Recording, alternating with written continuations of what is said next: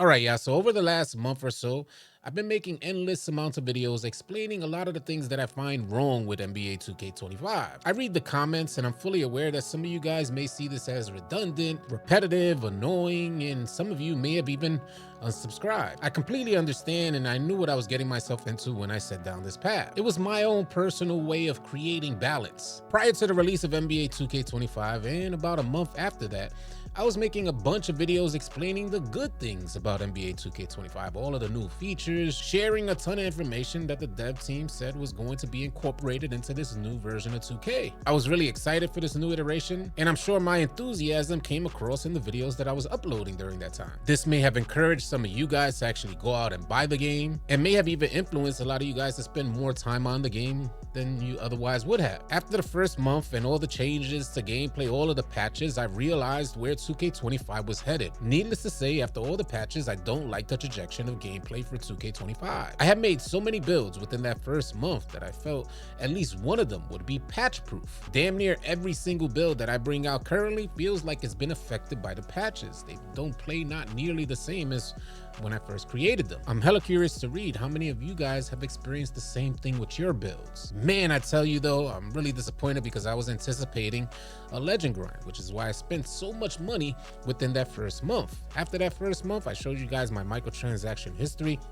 After that first month, I haven't spent a dime on this game, and I definitely don't intend to spend another penny for the rest of the annual cycle. But is it absolutely necessary that you need to spend money on this game in order to have fun? Prior to the release of NBA 2K25, my main goal here on this channel was to have fun on the next version of 2K. Ironically, in my opinion, the gameplay was so poor, or maybe I was just so disappointed, that fun was the very last thing. It was the last thing that I was experiencing whenever I got on the game. If I had to gauge it in like percentages, I'd probably say, and this is without cap, this is without exaggeration, probably like 1 to 2% of fun while I'm on the game and 98% of frustration and annoyances. And sometimes I literally feel like I just had to woosah. Somebody came into the live stream yesterday saying, how about you consider saying one thing good about the game every time that you log on? And I got to thinking that that might be a good practice to show gratitude, appreciation for this game that has given me so much in my past and present. We still got an amazing AllCity community. We got one of the largest 2K discords out there. Surely we could get the gang together and make some lemonade out of the lemons that are 2K25. So for me, here's step one.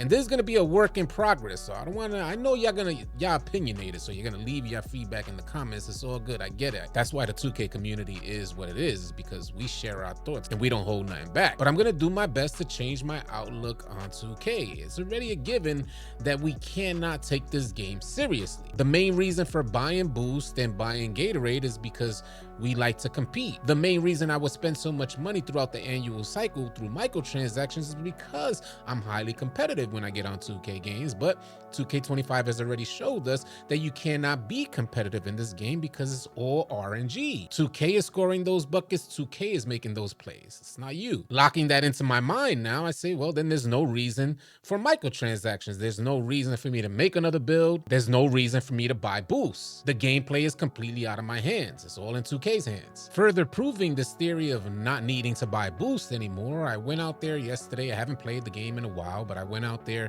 with a 99 3-ball build, having my shooting boosts on the build and did my lethals, but still have a game where I shoot 2 for 10 from the perimeter. In fact, I can't even recall having one good shooting game yesterday. Some of you guys may be like, well, it has to do with your reps and you got to get out there and practice, like the homie Tron was telling me.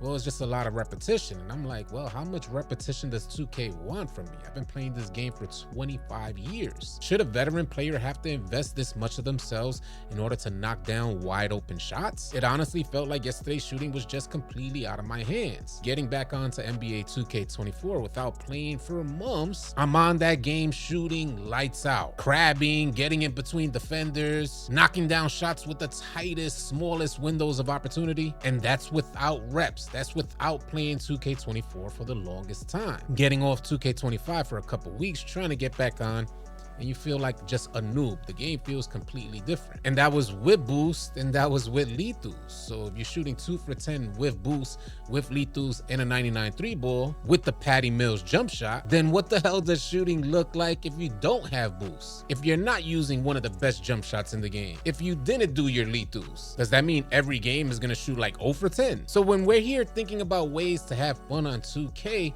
I know this is going to be a hell of a challenge for me. So for the sake of the community, the sake of this platform and maintaining this platform, I'm gonna do my very best to take on this challenge. And this means that we're gonna have more live streams throughout the week, back to regular uploads, and hopefully a shift in my perspective of 2K25. How does this game look if you don't take it seriously, if you don't play the game competitively? And after playing the game a particular way for so many years is hella, you know, one of the first things that pop into my head when I think of not playing 2K competitively, I think of the cages, that goofy mess in the cages where they had the trampoline parks and all of that. Some of you guys may have found tremendous fun in those game modes. And now here I am trying to dive into that mentality. I know it could prove to be difficult, but I have a feeling in the end, it'll all prove to be beneficial for both myself and the people that are part of my community. So starting and trying to keep up and maintain this new tradition of seeing one thing good about 2K25 whenever we log on. Well, I got 500 VC from the spin the wheel. But that wasn't the good thing. In our first 2 games in the rec center, 2 of our teammates ended up getting kicked upon entering into the game. That wasn't good either. I ended up closing app because we were still in the locker room. And when I loaded back up, I ended up getting a ban notification. I wasn't banned, but I did receive that warning. That wasn't too good either. Come on, one thing good. For some reason, our AI in the rec game keeps coming up to the hash when I remember the coding for the AI used to have them go to the corner on offense. Now, for whatever reason, they're just roaming all over the court on offense. Man, that's not good either. I swear, this negativity will have you in a chokehold. It's hard to see anything positive about 2K25.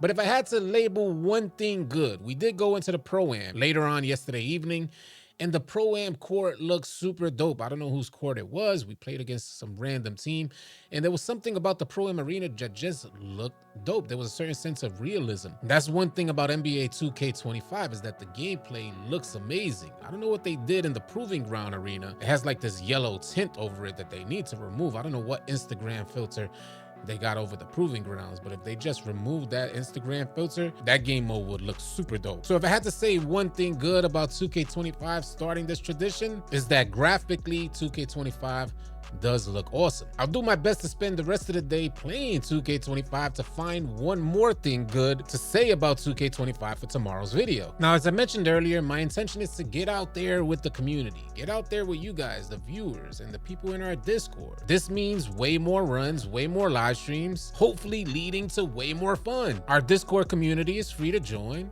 The link for Discord will be in the description below. I highly recommend you come on out. I'll be in an open party today, so anybody who joins, you'll have access. You can come on in, say what up. And I'll also be going live soon after this video upload. We'll talk some more about which build I intend to run with. Maybe you guys can help me choose in today's live stream. Hopefully I can catch you there. If any of you guys got thoughts to share, put them in the comment section below. Like and subscribe on your way out. I'll catch you guys on the next video.